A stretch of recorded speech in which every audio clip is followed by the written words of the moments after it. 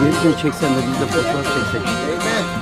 Yüksek yere çıktın gayet dikkat et. Bak deveden atarım seni aşık.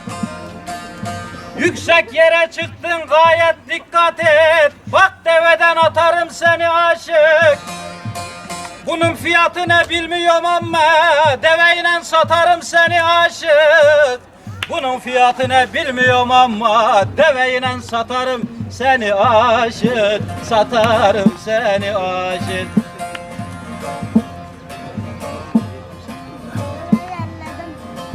Gelin burada bir kumarı oynayak, gelin burada bir kumarı oynayak. Sanma ki ne böyle batarım aşık. Dikkat et de burada beni kızdırma, devenin önüne katarım aşık. Dikkat et de beni burada kızdırma, devenin önüne katarım aşık. Sözünde sabit dur sakın hacayma. Sözünde sabit dur sakın hacayma. Kötünün sözünü sağır ol duyma. Bir tutam ot için deveye uyma. Beraberce yardan atarım aşık.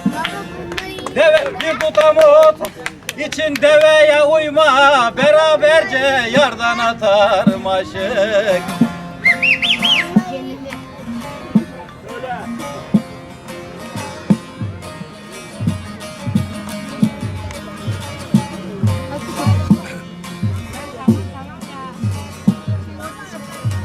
Bakın gayrı kardeş yaz geldi sanki, davullar çalındı saz geldi sanki.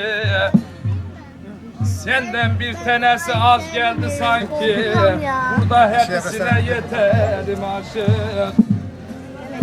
Bakın bir tek aşık az geldi sanki, burada hepsine yeterim aşık.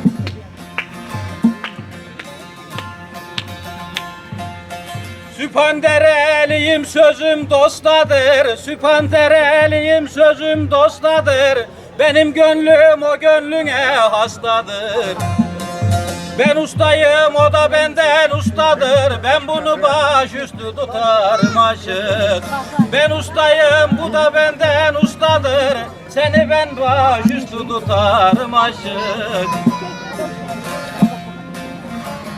Halil daylağında böyle katarsın, 5'e alıp 3,5'a satarsın. Bugün burada file kafa tutarsın, bir çırpıda seni yutarım aşık. Bugün burada file kafa tutarsın, bir çırpıda seni yutarım aşık. Şimdi bakın ben tatlıya bağladım. Kendi bağlamadı. Bana joker hakkı doğdu. Neyse başka yerde dövecek. Niye korktun mu? Deve durmuyor ya. Ya yok evet tamam. Tamam. Ha, sen bir şey daha söyle o zaman. Biz sonunda Tamam neyse tamam bitirelim. Tamam.